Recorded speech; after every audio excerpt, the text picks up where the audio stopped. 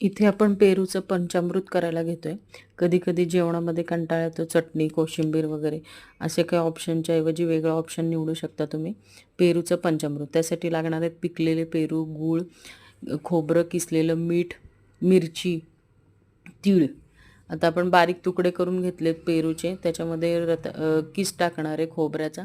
त्याच्यात मीठ चवीनुसार आणि मग येणारे शेंगदाण्याचं कूट. मग त्याच्यात टाकायचं आहे गूळ आणि छान मिक्स करून घ्यायचे. आणि मग कडल्यामध्ये आपण तेलाची फोडणी द्यायची आहे. खमंग फोडणी द्यायची आहे ह्याला. हिंग, हळद, तिखट, मिरचीचे तुकडे, कढीपत्ता.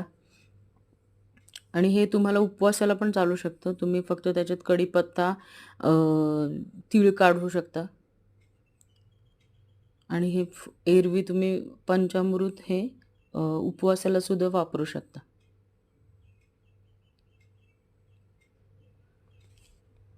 तुम्हाला माझं चॅनल जर आवडत असेल तर लाईक करा, सबस्क्राईब करा आणि कमेंट द्यायला विसरू नका. आणि एकदा पंचामृत नक्की करून बघा आणि मला सांगा कसं झालंय ते. अशा नवनवीन रेसिपींसाठी माझं चॅनल नक्की सबस्क्राईब करा.